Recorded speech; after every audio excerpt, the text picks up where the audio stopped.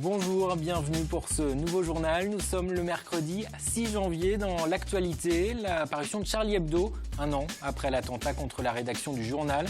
Un numéro spécial de l'hebdomadaire satirique a été publié ce mercredi.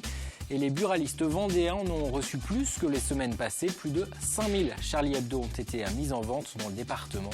Ce numéro, un an après, a été tiré au total à 1 million d'exemplaires. Les soldes, c'est parti depuis ce mercredi avec des rabais déjà importants. Il faut dire que les 2 premières semaines seront capitales pour les commerçants. D'autant plus que cette année, la douceur de l'hiver a freiné les ventes de vêtements chauds. Et puis c'est l'un des grands événements sportifs de 2016. Le Vendée Globe s'élancera le 6 novembre.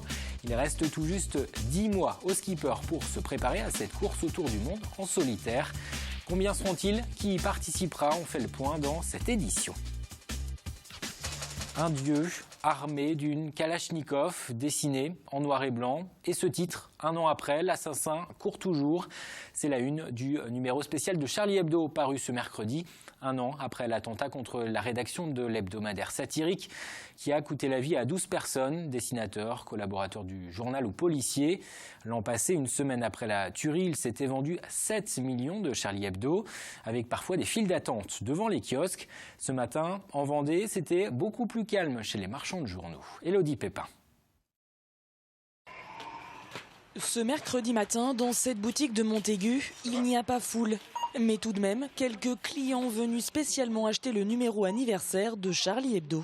C'est un soutien en fait à ce qui s'est passé, une réaction, une indignation.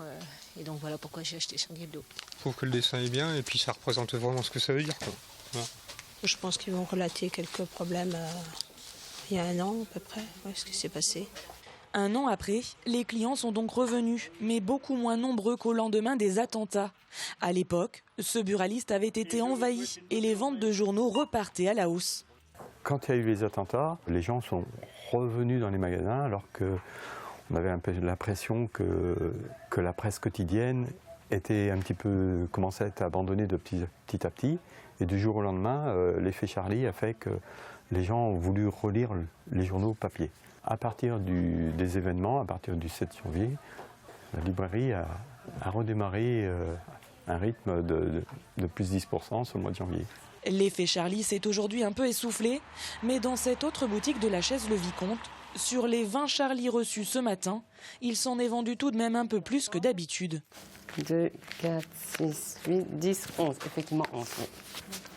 C'est plutôt bien, comment ça s'est passé? Oui, c'est très très bien, avec une réservation plus importante que d'habitude, puisqu'habituellement j'ai 3 réservations par jour. Là j'en ai eu quand même 6 à 7 hier soir. Plus de réservations, mais pas de quoi créer la cohue, d'autant plus que le journal anniversaire a été tiré à 1 million d'exemplaires. En Vendée, 5836 numéros ont été livrés dans les différents points de vente. Et un an après l'attaque contre Charlie Hebdo, un rassemblement est organisé ce jeudi à La Roche-sur-Yon. Ce sera place Napoléon à partir de 18h30. C'est le club de la presse Vendée qui est à l'origine de cette manifestation. Le 11 janvier 2015, à l'appel de l'association de journalistes, 25 000 personnes s'étaient rassemblées dans les rues de La Roche-sur-Yon. Un an après Charlie, l'objectif est de rendre à nouveau hommage aux victimes des attentats, mais aussi de rappeler l'importance de la liberté d'expression et de la liberté de la presse. Écoutez le président du club de la presse de Vendée, Fabrice Audescent. C'est l'occasion aussi de dire que dans le monde, la pratique du métier de journaliste n'est pas toujours aussi aisée ou évidente qu'en France. Et, par exemple, le Reporters sans frontières, dans son bilan 2015, 111 journalistes ont été tués de par le monde en 2015, dont 8 Français, de par ces attentats. On rejoint les pays habituels, j'allais dire malheureusement, d'Amérique du Sud ou d'Afrique ou du Moyen-Orient où il y a des journalistes tués. C'est un des plus hauts chiffres depuis 10 ans. Un mot de politique avec 3 nouveaux maires élus en ce début d'année dans le département. Il s'agit des maires des communes nouvelles qui ont eu le jour le 1er janvier. À Montrévert, résultat de la fusion de Saint-André à 13 voix, Mormaison et Saint-Sulpice-le-Verdon. C'est Damien Grasset qui est devenu maire ce mardi soir. À Sèvremont, c'est le maire de Saint-Michel-Mont-Mercure, Bernard Martineau, qui a été élu. La mairie centrale, elle, sera la Flosselière. Enfin, Lionel Pajot a été désigné maire de Douai-les-Fontaines. 4 autres communes nouvelles doivent désigner leur nouveau maire dans les prochains jours. Au chapitre économie, Sodebo pourrait s'attaquer au Brésil et à ses 206 millions de consommateurs. L'entreprise agroalimentaire basée à Saint-Georges-de-Montaigu envisagerait d'ouvrir une usine sur place pour y produire des pâtes. Ce serait la première fois que Sodebo installerait une unité de production en dehors de la France. Sodebo emploie près de 2000 personnes. À Veluire, les salariés de Datis poursuivent leur mouvement. 36 personnes de cette entreprise spécialisée dans l'emballage doivent être licenciées. Le tribunal de commerce d'Angoulême a rejeté le mois dernier l'offre de reprise du site vendéen. Mais avant de tourner la page Datis, les salariés restent mobilisés. Depuis le début de la semaine, ils bloquent en effet l'entrée de l'entreprise. Ils veulent ainsi mettre la pression sur l'administrateur judiciaire. On n'a pas reçu nos salaires du mois de décembre, au moins on n'a eu que 50% de notre salaire. Et l'administrateur nous avait promis la totalité au 31 décembre. Il n'a pas tenu ses promesses. Alors avec les collègues, on a décidé de bloquer l'entreprise jusqu'à temps que les salaires soient payés et que la mutuelle soit débloquée aussi, parce qu'on n'a pas de mutuelle aussi. Il a arrêté la mutuelle le 31 décembre. C'est-à-dire que les salariés se retrouvent sans mutuelle. On bloque jusqu'à temps que les salaires soient débloqués et la mutuelle. Il rythme 2 fois par an l'économie française. Les soldes ont débuté ce mercredi, les soldes d'hiver. Ils vont durer jusqu'au 16 février. Selon un sondage, 75% des Français auraient l'intention d'en profiter cette année. Dans les magasins de vêtements, dès ce premier jour, les rabais étaient parfois très importants. Il faut dire que les commerçants misent sur ces premières semaines de soldes pour sauver leur saison hivernale. Explication, Apolline Laurent. Quelle coupe vous auriez aimé avoir? Slim, plutôt slim. C'est parti pour 6 semaines de soldes. Étiquettes rouges, bleues, vertes indiquant chacune leur réduction et des produits à profusion. Les fêtes viennent certes juste de se terminer, mais les consommateurs ont de quoi se laisser tenter. C'est du moins ce qu'espèrent les commerçants. On attend un moment très très fort. Beaucoup de monde dans le magasin, on espère en tout cas, surtout sur les 4 jours qui vont arriver là. Car ces soldes d'hiver se jouent souvent sur la toute première semaine. C'est elle qui indique la tendance de consommation.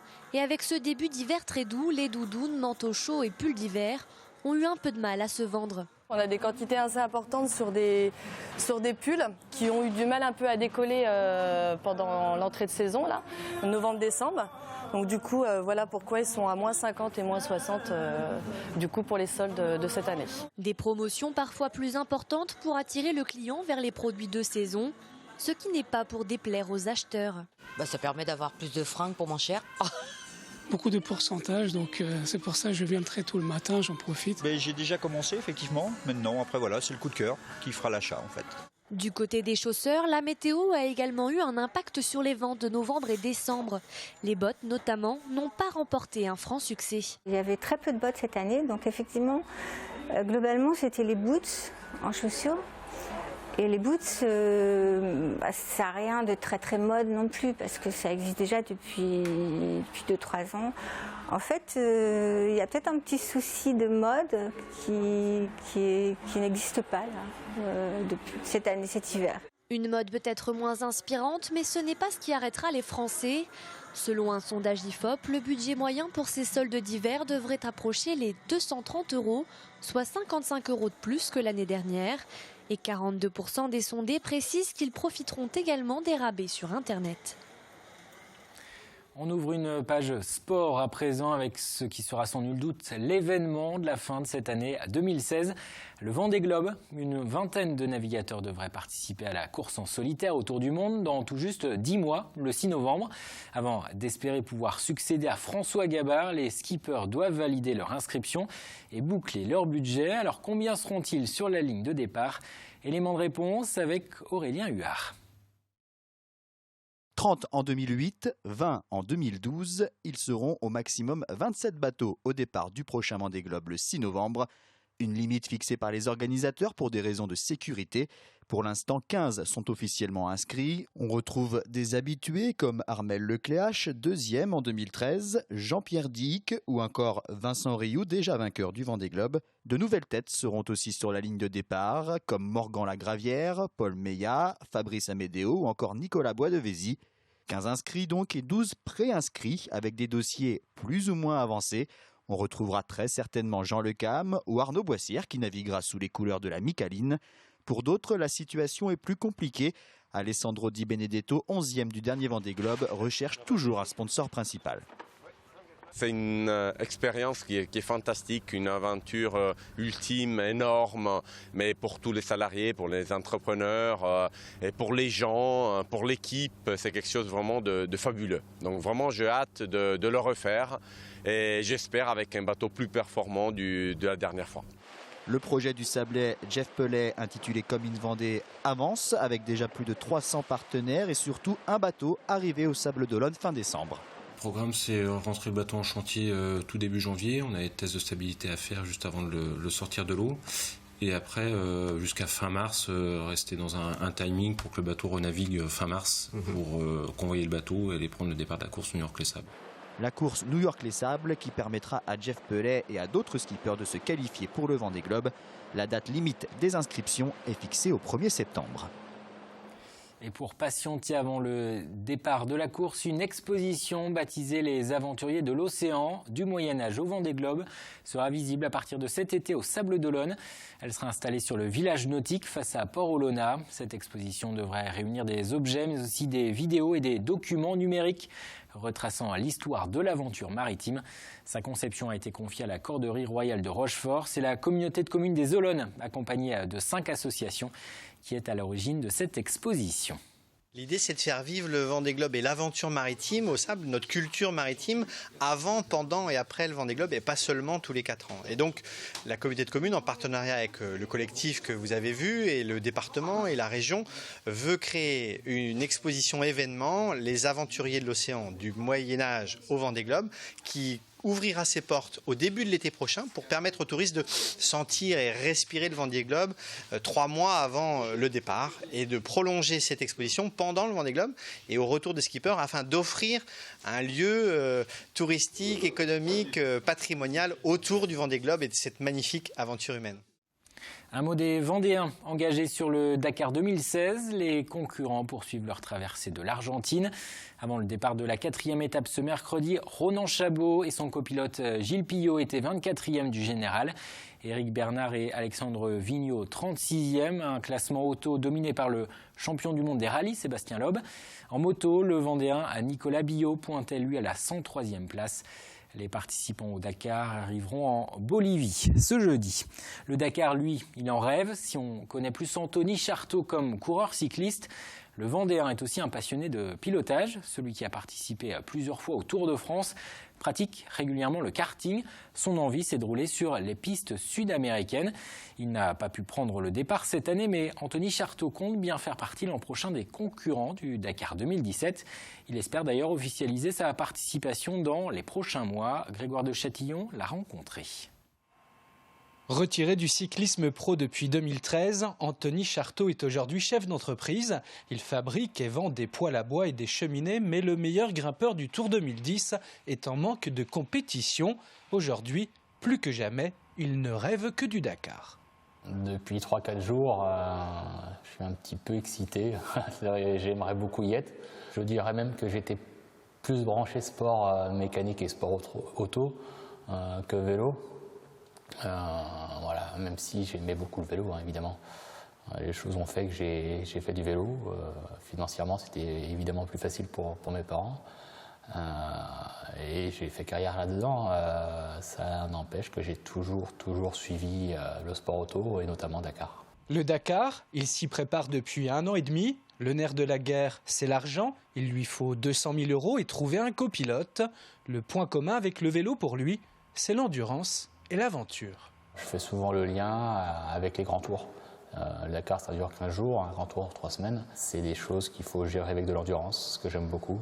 C'était un peu mon point fort dans le vélo. Alors, pour être à la hauteur d'un Dakar, Anthony Charteau s'entraîne. Il y a 1 an, il transforme son véhicule personnel en voiture de rallye.